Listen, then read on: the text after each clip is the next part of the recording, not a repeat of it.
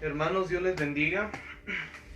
Hoy es miércoles, hoy es el día que hemos asignado para que hagamos un espacio para que recibamos consejería pastoral de parte de Dios, hermanos. Y espero que poco a poco se vayan conectando más. Dios bendiga a aquellos que se están conectando, que ya nos están viendo.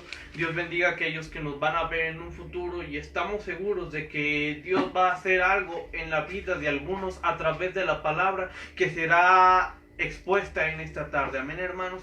Y quisiera leer, y para dar inicio quisiera leerles el Salmo 68. Cantad a Dios, cantad salmos en su nombre, exaltad al que caiga sobre los cielos, ya es su nombre, alegraos delante de él. Dios hace habitar en familia a los desamparados, saca a los cautivos a prosperidad, mas los rebeldes habitan en casa seca. Oh Dios, cuando tú saliste delante de tu pueblo, cuando anduviste por el desierto, la tierra tembló. También destilaron los cielos ante la presencia de Dios. Abundante lluvia esparciste, oh Dios, a tu heredad exhausta, tú la reanimaste. Es tiempo, hermanos, de que vayamos guardando un momento para acordarnos de Dios, para acordarnos de aquel que nos creó, aquel que sigue todavía con nosotros. Amén, hermanos. Acompáñenme en la siguiente oración. Padre, te damos gracias, Señor. Te doy gracias, Señor, porque tú eres bueno, Señor. Te doy gracias, Señor, porque lo que leemos en tu palabra, lo creemos, es real, Señor, y lo hacemos nuestra en esta tarde. En el nombre de Jesús te pido que bendiga, Señor, el pequeño momento, Señor, en el que la palabra será impartida en esta tarde, Dios. Te pido por nuestros hermanos, Señor, por cada uno, Señor, de los que forman parte del remanente, por cada uno de los que apoyan el ministerio Ribera del Quebar. Te pido por cada uno de aquellos que han seguido, Señor, al pie, caminando junto con nosotros. Y también te pido por aquellos que están tristes, afligidos, que están en una situación muy difícil, Señor. Te pido que abres y que reconfortes nuestra alma y nuestro espíritu en esta tarde. En el nombre de Cristo Jesús, bendice a aquel, Señor, que se siente mal en este momento, Señor. Quita, Señor, de nuestra mente y de nuestro corazón todo lo que esté estorbando, Señor, y déjanos tener un canal completamente directo hacia tu presencia. En el nombre de Cristo Jesús nos ponemos en tus manos, confiando y sabiendo en que tú vas a hacer algo, Señor, en nuestra vida en esta tarde. En el nombre de Jesús, amén. Dios les bendiga, hermanos. Recuerde que no nos olvidamos, seguimos cada día orando por ustedes. Y sin más preámbulos, hermanos, cedo el lugar a nuestro pastor, que es el que nos va a estar dando una palabra de exhortación de parte de Dios para cada uno de nosotros. Amén, hermanos. Dios les bendiga.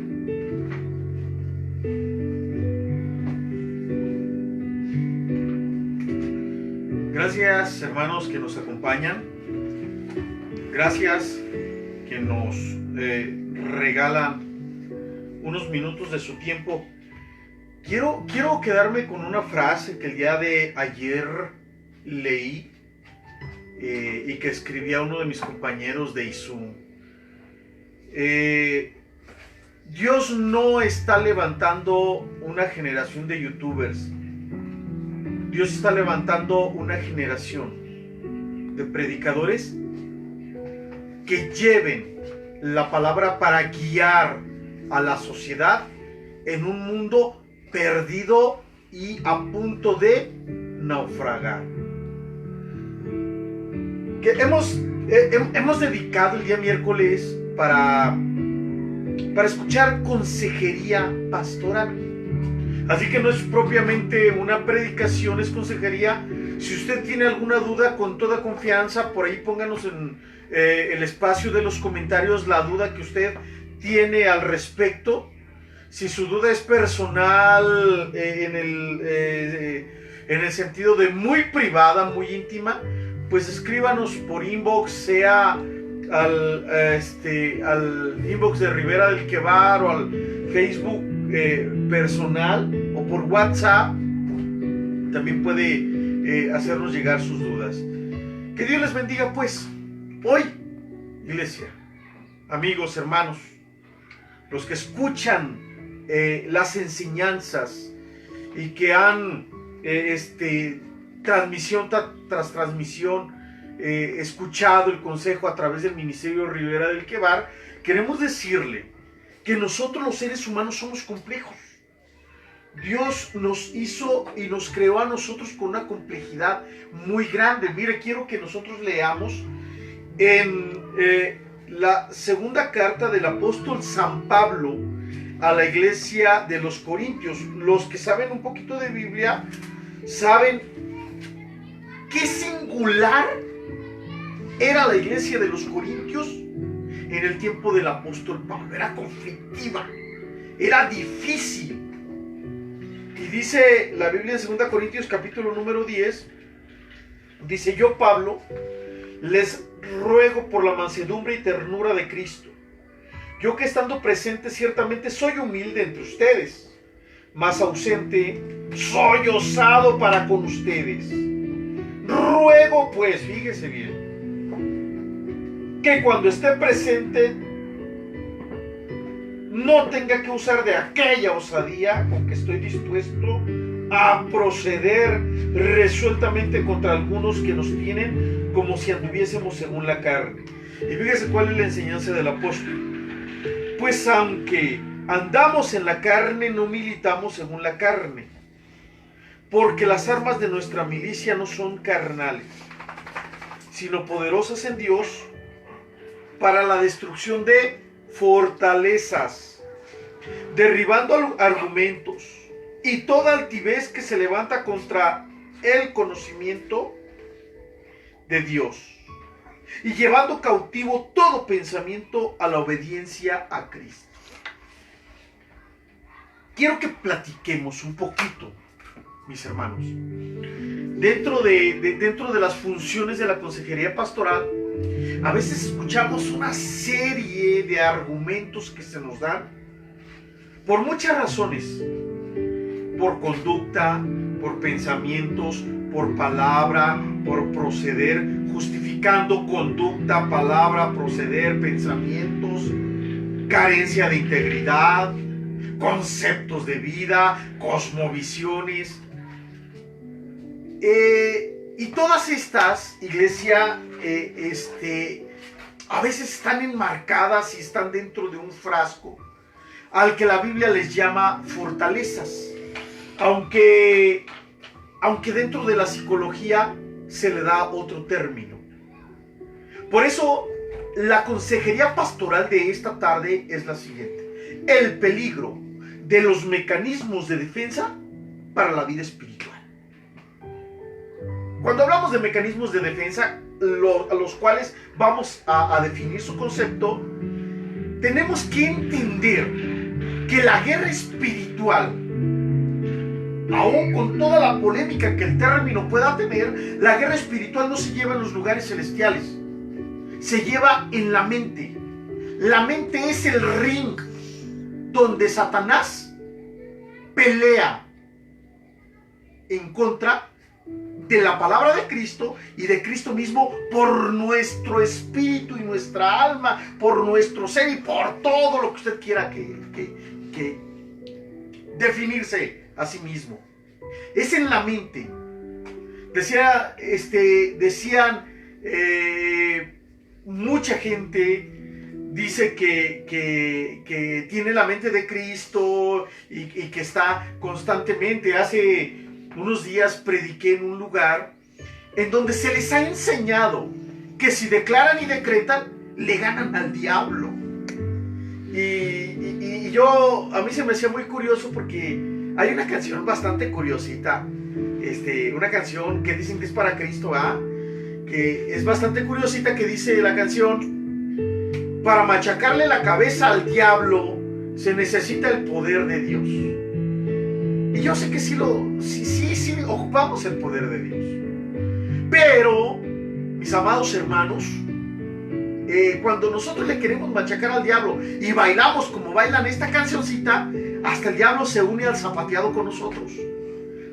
Satanás no le tiene miedo al que diga que es hijo de Dios.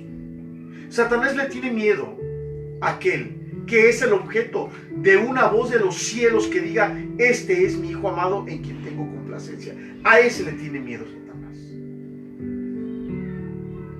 Pero la batalla principal se encuentra en nuestro pensamiento, se encuentra en nuestra mente. Es ahí donde Pablo dice que tenemos que enseñarnos a llevar cautivo todo pensamiento en obediencia a Cristo.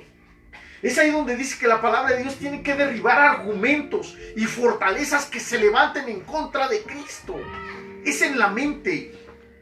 No son campos geográficos, no son campos de batalla cósmicos. Es la mente.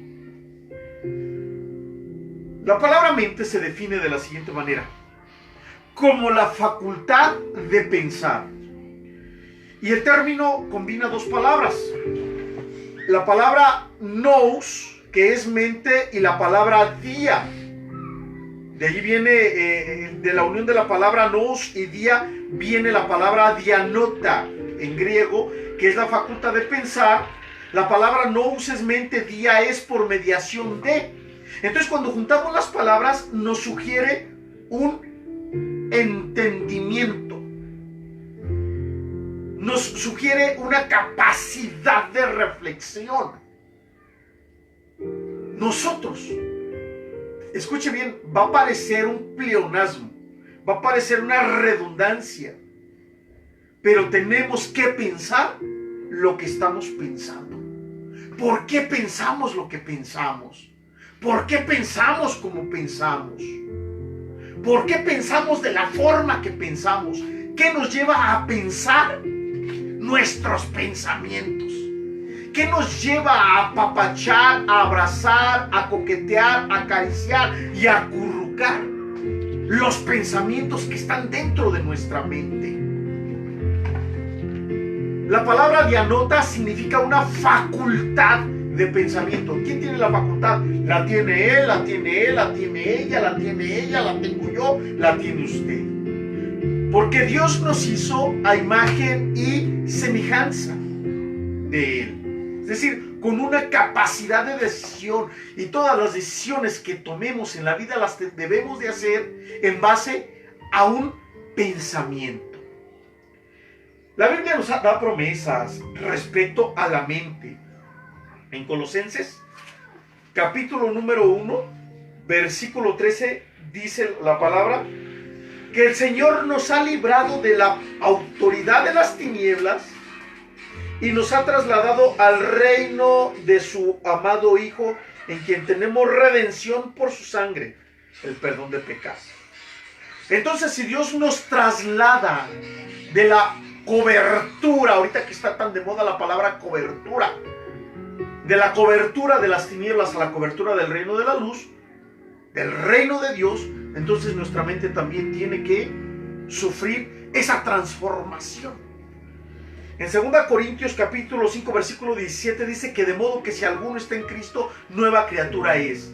Las cosas viejas pasaron y aquí son hechas nuevas. Y una vez escuché un predicador emergente de estos chavos que salen, que son bien buena onda, que se visten bien cool y que son muy carismáticos, pero que carecen de profundidad teológica. El chavo decía: la Biblia dice que nuevas son cada mañana las misericordias de Dios.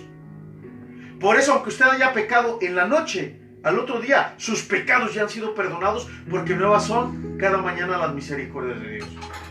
Entonces yo podría decir: hágame el favor, hágame el favor. Esas son las fortalezas, esos son los pensamientos antibíblicos, ni siquiera no bíblicos, hermanos, antibíblicos, que nos llevan a levantar fortalezas y argumentos contra la verdad, contra la lucha espiritual. Aparte de que es en nuestra mente, no es de espadas, no es de bombas, no es de declaraciones, es la verdad contra la mentira, punto.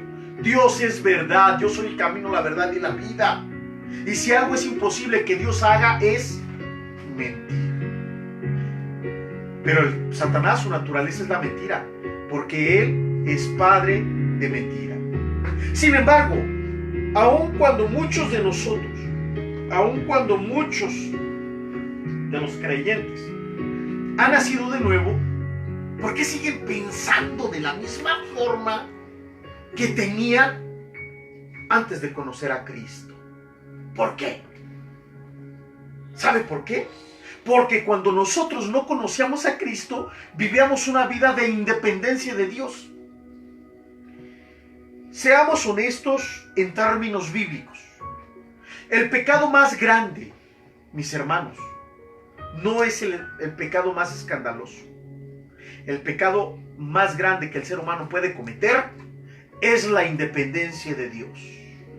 El hombre se cruza de brazos, voltea para otro lado y le dice a Dios: Dios, no te necesito, soy independiente de ti. Y allí viene el fracaso de todo ser humano.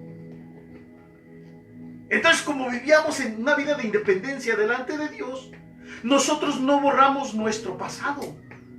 No hay no podemos llevar el mouse, el puntero de la computadora y decir eliminar archivo, eliminar recuerdo, eliminar experiencia, eliminar forma de pensar, y ¡pum! Se va a la bandeja de reciclaje y después le damos vaciar bandeja de reciclaje. Pues sí que se vacía. No podemos hacerlo. Tenemos que estar cargando con todos los pecados, con todos los recuerdos, con todas las experiencias buenas y malas que teníamos antes de que viniéramos a los pies de Cristo. Por eso aquel individuo en la película de Cantinflas, usted la recordará, la del padrecito que llega con Cantinflas, el padrecito, y le dice: Padre, bájale poquito, Miki, por favor, con atención. Le dice: Padre, me vengo a confesar. A ver, hijo, dime tus pecados. Padre, me confieso que he andado con la hija de fulano, la hija de mengano, la hija de perengano, y anduve con la hija de... Y entonces el padrecito le dice, hijo, ¿tú te vienes a confesar o me vienes a presumir? Yo he platicado con gente que cuando me platica su pasado, me está platicando una serie de aventuras y de coronas de gloria, como si el pasado nos llenara de orgullo y nos hinchara de éxito. En un estado natural, en nuestro estado no espiritual, aprendimos maneras de defender nuestro ser y de enfrentar la vida, aunque esas maneras no fueran sanas. A esto la psicología les llama mecanismos de defensa, y estos le traen al creyente peligro. ¿Cómo le llama la Biblia? La Biblia les llama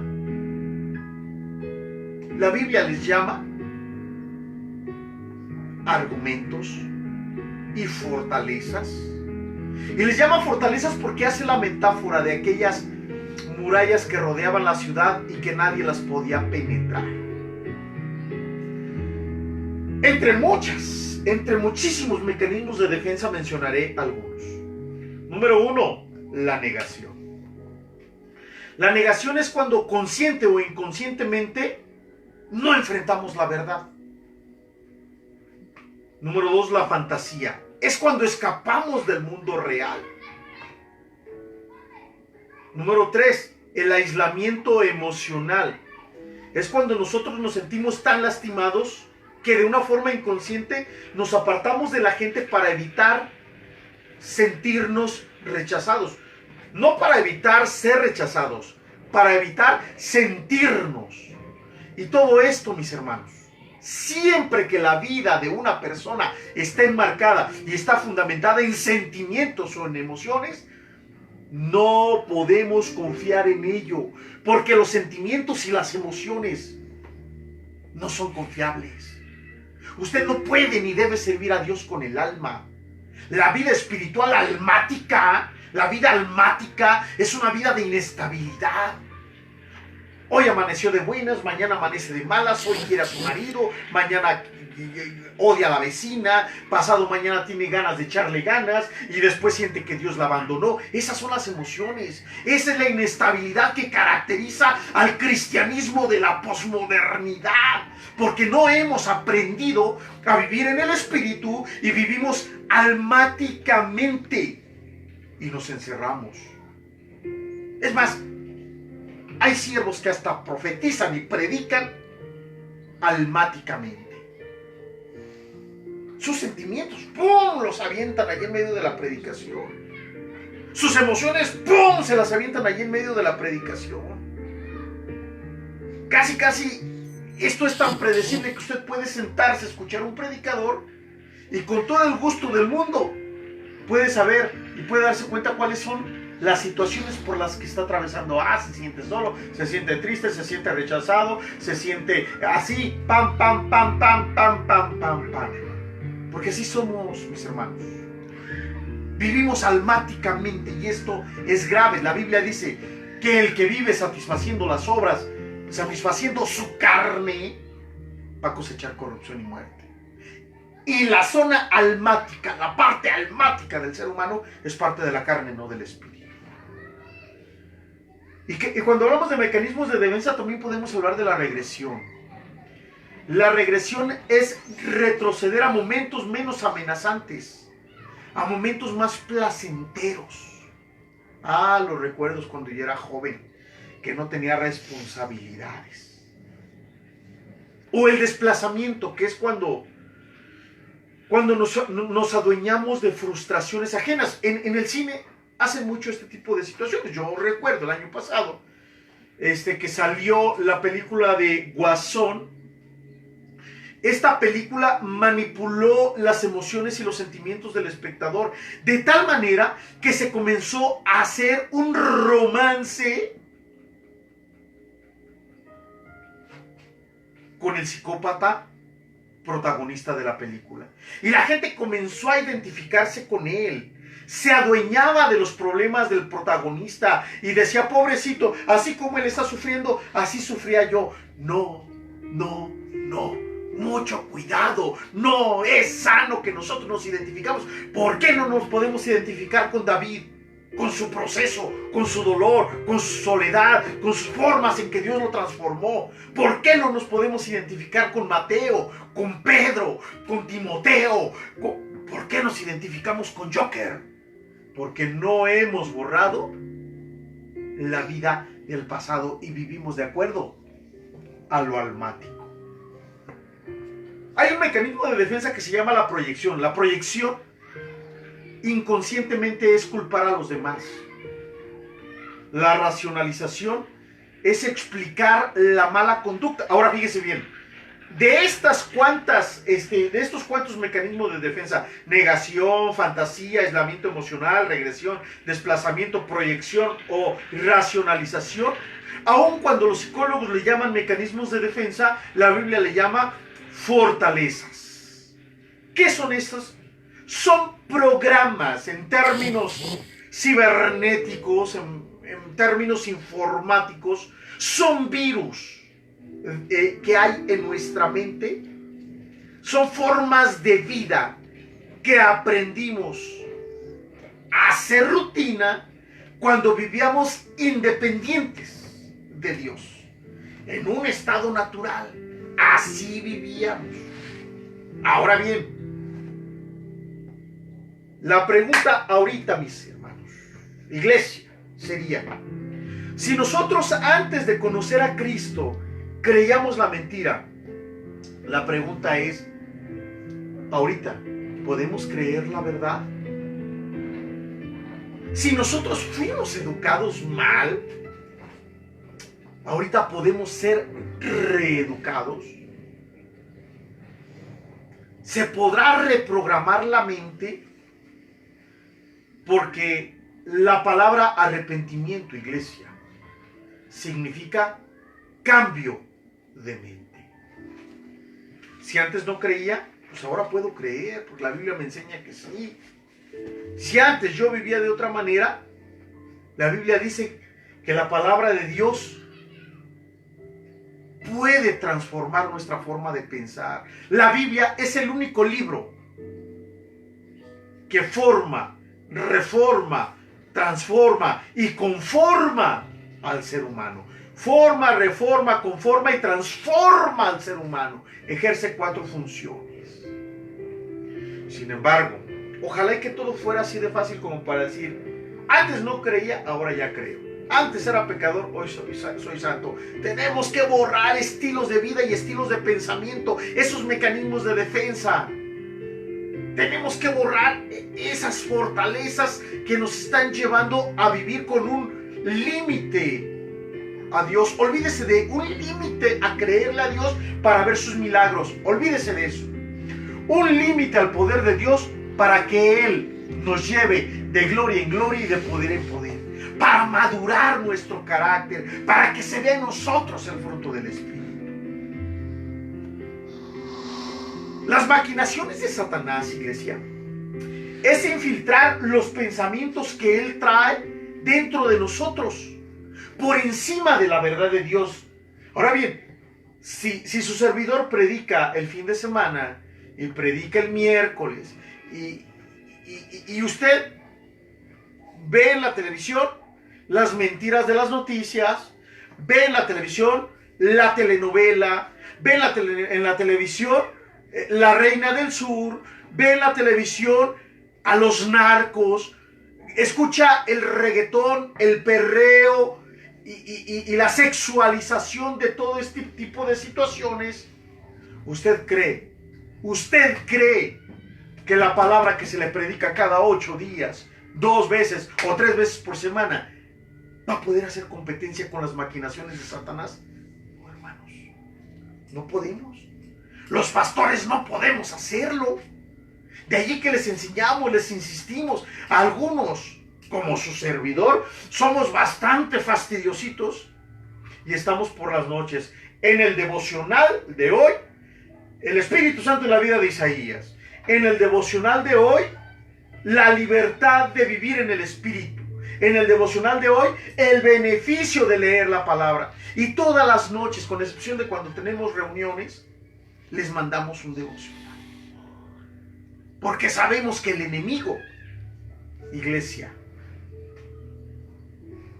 está todos los días infiltrando sus pensamientos por encima de la verdad de Dios. Y hay una verdad aquí. Si Satanás controla sus pensamientos, controla su vida. Otra vez, consejería pastoral. Si Satanás controla tu pensamiento, va a controlar tu vida. Y entonces Pablo nos enseña el imperativo de no permitir que Satanás gane terreno sobre nosotros. Porque Satanás trae unas maquinaciones, penetra nuestro pensamiento y lo hace de una forma tan sutil que nos enseña lo gratificante, lo bonito, lo precioso del momento, pero no nos enseña las consecuencias. Por ejemplo, la Biblia nos habla de un hombre llamado Ananías y de su mujer Zafira. Estos muchachos, este matrimonio, tenían un terreno bastante grande. Y cuando la iglesia en Jerusalén, dice la Biblia, que estaba pasando por situación difícil en crisis económica, Ananías y Zafira, de forma voluntaria, nadie los obligó, le dijeron a los apóstoles: nosotros tenemos un terreno, lo vamos a vender y vamos a traer lo de la venta para ayudar a los necesitados de la iglesia de Jerusalén. Pero cuando estaban Ananías y Zafira a solas, Zafira le dijo: oye, viejo, ¿qué pasó, vieja?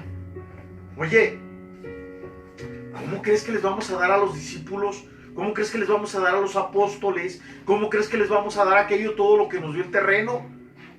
Mira, tú dales nada más una parte, diles que te costó tanto y dales. Y dicho y hecho así, llegó Ananías y le dijo al apóstol Pedro, le dijo: Vendí el terreno, me costó tanto. Y entonces el Espíritu Santo le mostró a Pedro la realidad del pensamiento de Ananías y le dijo: Ananías, Ananías, ¿por qué dejaste que Satanás se infiltrara en tu pensamiento y mentiste al Espíritu Santo? Y dice que en ese momento el impacto fue tan fuerte, mis hermanos, que cayó muerto Ananías. Y cuando llegó Zafira bien contenta a ver a su marido y todo feliz de la vida y Dios nos bendijo, y le dice: es cierto, el apóstol Pedro, es cierto que pasó esto y esto y esto, y le explica toda aquella experiencia y le dice: sí, dice, a los pies de la entrada, los que acaban de darle sepultura a Ananías. ¿Usted cree que Satanás le dijo a Ananías: le vas a mentir al Espíritu Santo y tu vida va a tener una repercusión y puede caer juicio sobre ti? No. Satanás nos muestra algo bonito, agradable y placentero. Satanás muestra cuando se infiltra algo que es satisfactorio al ego. Si en ese momento alguien hubiera llegado con Ananías y con Zafira y le hubiera dicho: Ananías y Zafira, no hagan eso porque no es la voluntad de Dios, de cualquier manera Ananías y Zafira lo hubieran hecho. Porque por eso son las fortalezas. Nadie las puede derribar si Dios no las derriba con el permiso y con la autorización de la persona que ha elegido esas fortalezas y esos argumentos. ¿Usted cree?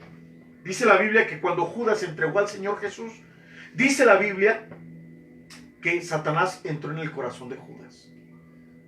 ¿Usted cree que Judas recibió de parte de Satanás la revelación de que se iba a ahorcar?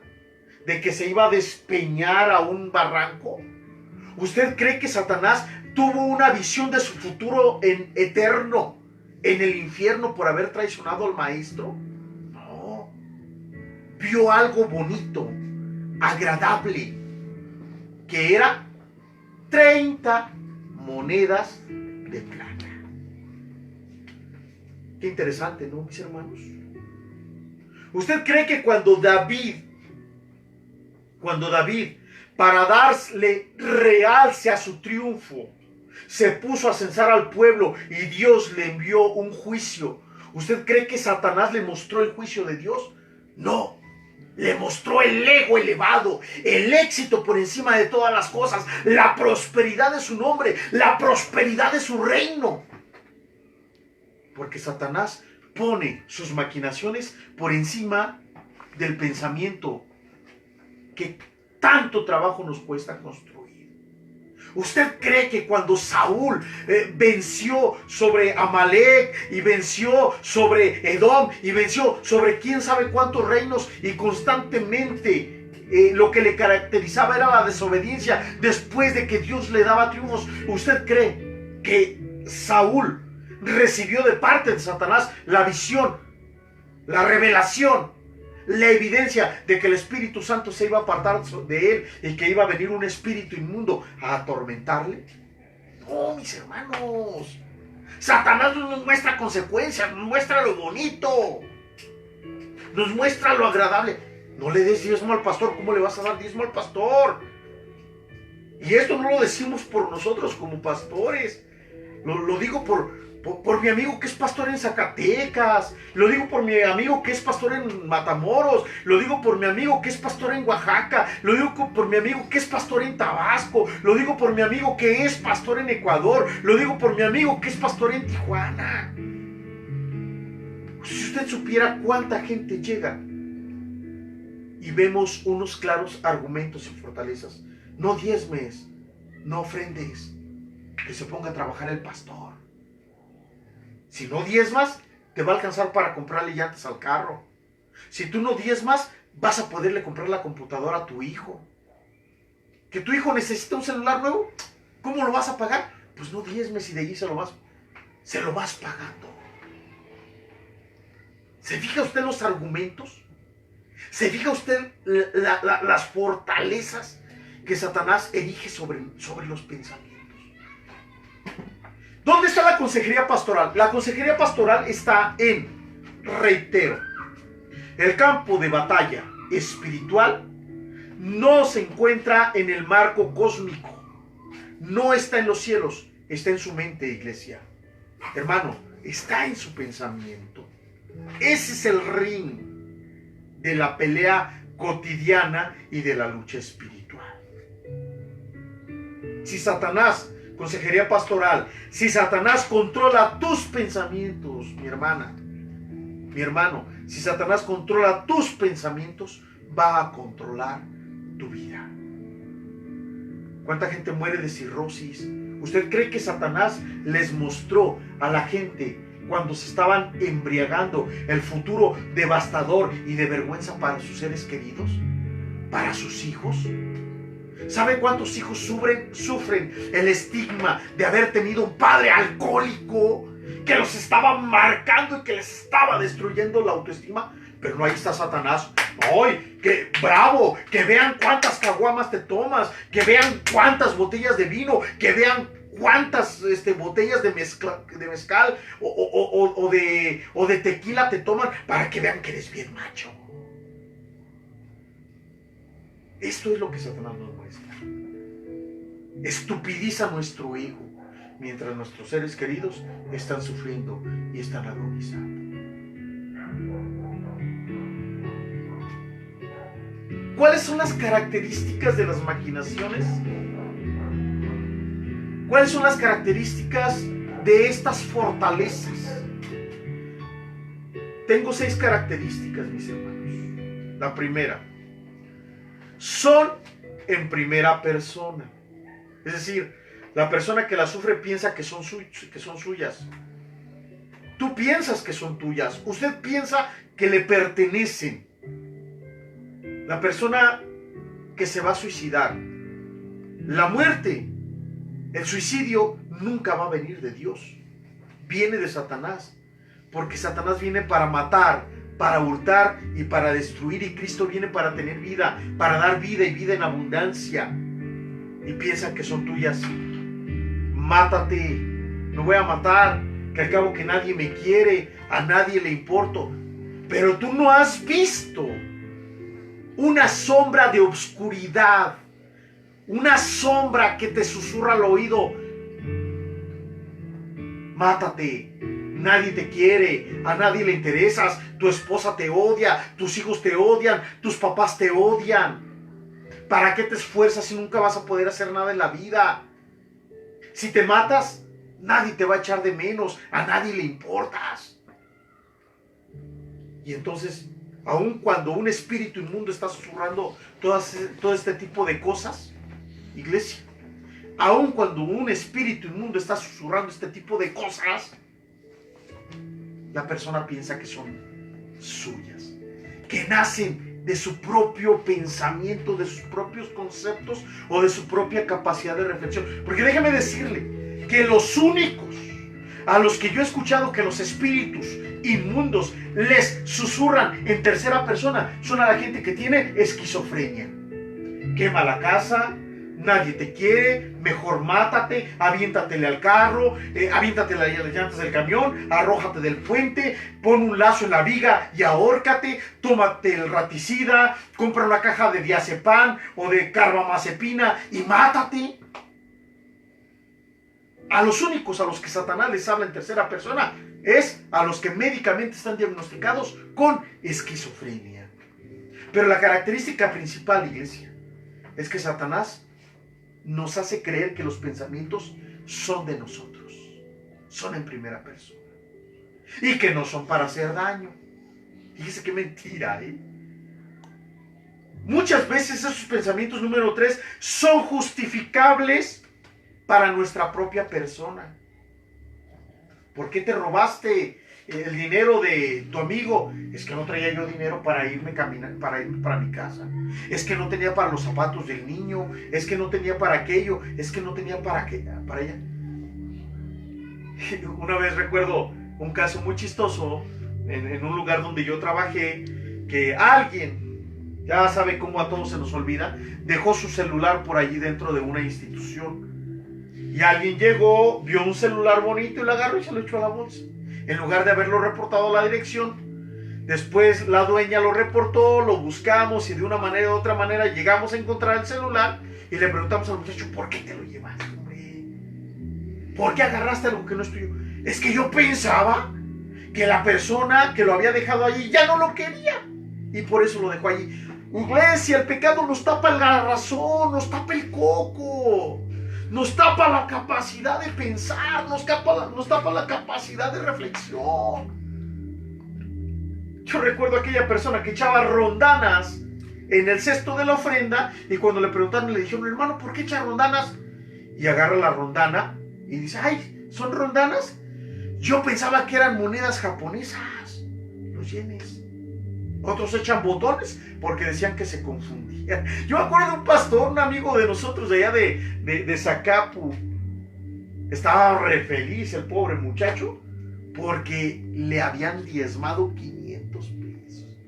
No, hombre, voy a ir a comprarle camionetas a la misionera, decía él, una camioneta bien fea que tenía el pobre muchacho.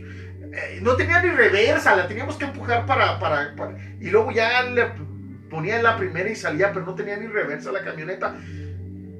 Y le compró llantas y cuando le tocó pagar, que le dice la persona que le vendió las llantas, ese billete es falso. ¿Usted cree que al pastor se le iba a olvidar quién le había diezmado? Cuando fue con la persona y le dijo, hermano, me dio en el diezmo un billete falso. ¿Modo, pastor? Fue el que salió, hermanos. Imagínese a Satanás diciéndole, da el billete falso y queda bien con Dios. Ajá.